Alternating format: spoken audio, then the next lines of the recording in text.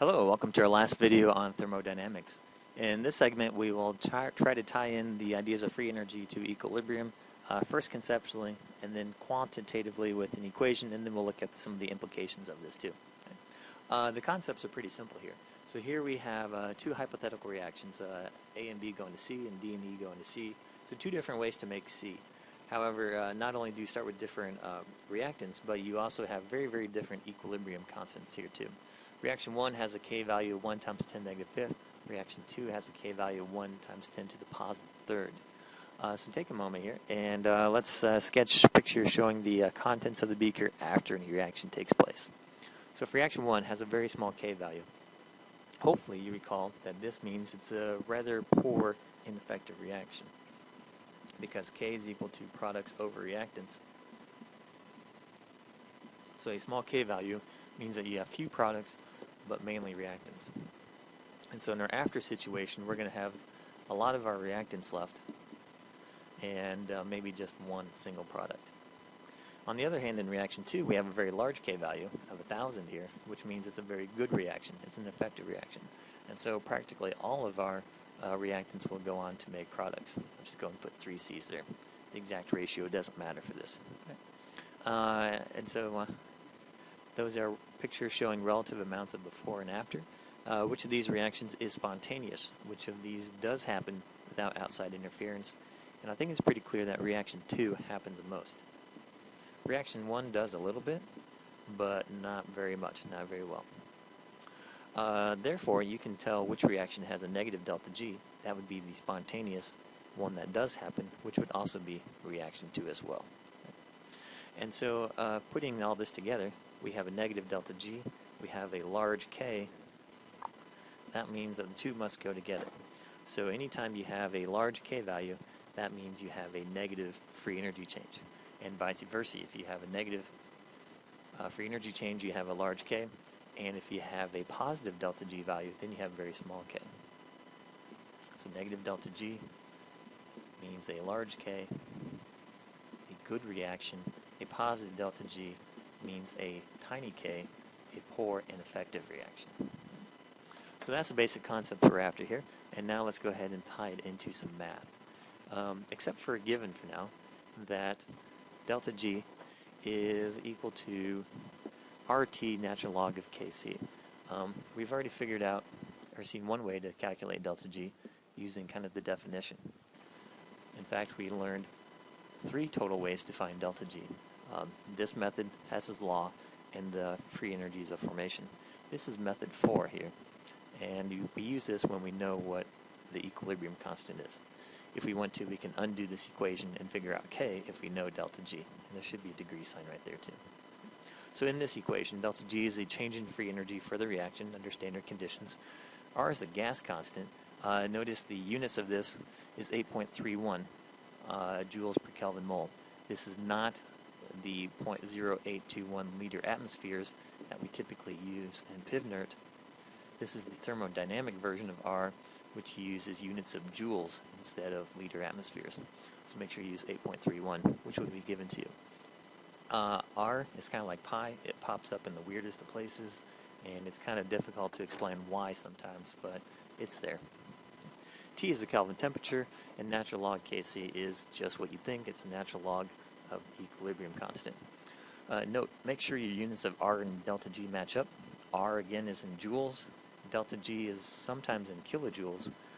So if that's the case, you need to convert that to joules, or you need to use R in kilojoules, which would be 0.00831 kilojoules per Kelvin mole instead. So just watch out for your units.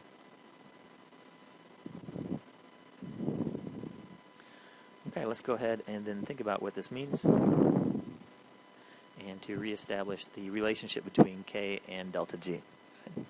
So if we have a large K value, that means that our products dominate. It's a good reaction, and therefore our delta G is negative, and the forward reaction is spontaneous. Yep. On the other hand, if you have a small K value, you mainly have reactants. Once it reaches equilibrium, your delta G is positive, and the forward reaction is not spontaneous. It may happen a little bit, but not very well. And then if K equals 1, neither products nor reactants dominate. Your delta G is about 0, and your reaction is not really spontaneous. So we'll go ahead and do a couple examples. For example 2, let's consider the autoionization of water at 25 degrees Celsius. You saw this in our acid-base reaction, how water can cannibalize itself and take an NH plus from itself. And the K for this reaction is Kw, 1 times 10 negative 14. So let's go ahead and calculate the delta G for this process and then consider whether or not it's spontaneous. So this is just a plug and chug exercise. Equals negative RT natural log of Kc. Don't forget that negative sign. Plug in 8.31 joules. Plug in a temperature of 298 Kelvin, 25 degrees Celsius, and natural log of 1 times 10 to the negative 14. You plug all that in, and you will get a value of positive 79,800 joules. Which, if that's too large for you, you can rewrite as positive 79.8 kilojoules. And then in part B, as you can tell, because of the positive delta G, this reaction is not thermodynamically favorable. It is not spontaneous. You could also tell that from your Kw expression because it's very, very tiny. And you also know this just from common experience. When you drink a glass of water, you're mainly drinking water. If this was a spontaneous reaction, you'd also be drinking lots of H plus and OH minus, which would not be good for you. Besides, those two cannot even coexist, commingle in solution very well without reacting with each other. So that's one example of how to use this new equation. Let's go ahead and do one more example, also related to our acid-base friends, and that would be the, I guess what you could call the anti-Ka of acetic acid. That is, you know Ka corresponds to an acid losing its H plus ion to a water. We omit the water for clarity, but it's basically just dissociating.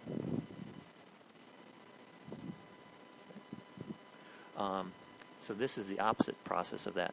This starts with the acetate ion combining with an H plus ion to reform acetic acid. The K for this reaction, because it's the reverse reaction of this Ka expression, is the reciprocal 1 over Ka. You plug in Ka, whatever that might be, and you get a K for this reaction of 5.6 times 10 to the 4th. We'll go ahead and calculate delta G for this equation as well, and then we'll compare answers.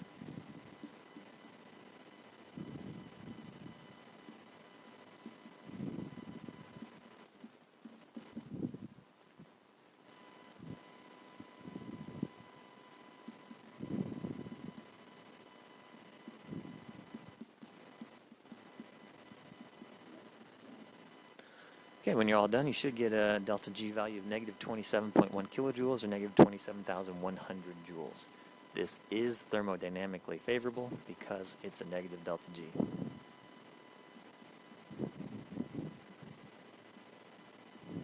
And if you think back to your acid-base chemistry, this should make sense. H plus is a strong acid, and it will completely react with any base that you have available, and so it's a very, very spontaneous reaction. Lastly, again, we've kind of been alternating between thermodynamics and kinetics here. And we said that just because a reaction is thermodynamically favorable, such as this one, does not mean that the reaction will happen right away. You still have to worry about that activation energy thing. So if you have a very large activation energy, even a thermodynamically favorable reaction may not occur right away. If you add a catalyst to this thing, it will occur faster, but that does not affect your delta G value. It doesn't affect your delta G value because your delta H is still the same. And you still have the same reactants, and you still have the same products, so that means your delta S is also going to be the same. And so therefore your delta G value will also be the same as well at a given temperature. So again, a catalyst does not change delta G, it only gets to equilibrium faster. Also recall, a catalyst does not affect the equilibrium constant of reaction K, and as we just saw, delta G is related to K, so therefore it cannot change your delta G value either. Just gets you there faster. All right, let's look at some real-world implications for this. So some vocabulary. You're familiar with exothermic and endothermic. Some other terms that are kind of fun to use are exergonic and endogonic. The same prefixes. Exer means exiting, and so in this case, free energy is leaving, and you have a large K, and endo means energy is entering, and so your delta G is positive and has a small K. So again, just because a reaction is exergonic and has a negative delta G, it may not happen right before your eyes because of a large activation energy preventing that from happening. And for part 3, just because something is exogonic or has a positive delta G, it doesn't mean the reaction is going to happen. It just means it doesn't happen naturally by itself. You have to find an energy source to do that. If you think about it, plants do this all the time in the process of photosynthesis. They take CO2 gas, they combine it with liquid water, and they make sugar. This is a very, very endogonic reaction. You have to put in a lot of free energy to make this happen. But plants do it all the time. And the reason they do this is because they found an energy source, namely light. So they use the sun's energy in the form of light to power this reaction and move it forward. You can also use electricity. Obviously, plants haven't conquered electricity yet, and so they can't use that method. Another trick to make a non-spontaneous reaction go is to couple the reaction with something that is favorable. The most common example of this would be your body's use of ATP. ATP will hydrolyze, as you might recall from biology class, to make ADP and a phosphate ion. This is a negative delta G, and so this reaction is favorable. Now you might be recalling that, wait a tick, we're breaking a bond here, and didn't we say that breaking a bond was endothermic? Yes, we did. However, you're not only breaking a bond, but you're also releasing a phosphate ion into water. This is a very exothermic process, and so the energy released by this phosphate being dissolved is more than enough to break off that bond. And so when you look at the grand total, the whole entire reaction, it's still going to be an exothermic or exergonic reaction. So now we can use that free energy change to make other reactions go that might be endogonic and that would have a positive free energy change. And some fun facts about ATP are right there. Usually it's used very quickly within a minute of being formed in the cell, and a resting human consumes about 40 kilograms of ATP in 24 hours, and it could be as high as half a kilogram per minute during exercise. So that's a very short-lived molecule, and your body uses it a lot. Fortunately, it also makes it a lot too. So in conclusion, just because something has a negative free energy change doesn't mean it's going to happen right away, and just because it has a positive free energy change doesn't mean it won't happen. There's ways to work around it. Lastly, as we bring this thermodynamics to a conclusion, I bring you to this big half-a-page text here. Our old textbook had a line in it that said, "Entropy drives the universe to its ultimate death of maximum chaos." So if you think about it, the future doesn't exactly look bright for the universe, because the second law of thermodynamics says that spontaneous processes will increase the entropy in the universe. Therefore, the entropy of the universe is always increasing. This means that mass and energy are always being spread out and being made less useful. The Big Bang shows this quite well. Once the entire universe was condensed into a single relatively ordered particle, and then kablooey, it was blown apart, and ever since then the universe has been expanding and cooling. Another way of thinking about entropy besides disorder is the energy density. So as we talked about earlier with the burning candle, the energy that was originally stored in that small candle will be spread throughout the room, and entropy will increase. The same thing is true with stars like our sun. They originally have a large amount of energy stored in a very small space. This is gravitational energy and nuclear energy. As the sun does fusion, however, and converts hydrogen into helium, this energy is converted into light energy and heat energy, which then is scattered throughout the solar system and beyond. And so therefore, the sun's energy is being spread out over a larger area, larger volume, and entropy is increasing. In the process, this energy becomes less usable. The sunshine has less energy than the nuclei of hydrogen atoms, and and that's because some of the energy is kind of lost in the process. Um, you always lose some energy. So the second law can be stated as a spontaneous process is one in which the useful energy of the universe decreases. And so keeping with this trend of increasing disorder and decreasing useful energy, eventually all the stars will die out. Our sun is about halfway through its life cycle, astronomers think, and so it should last another 4 billion years or so.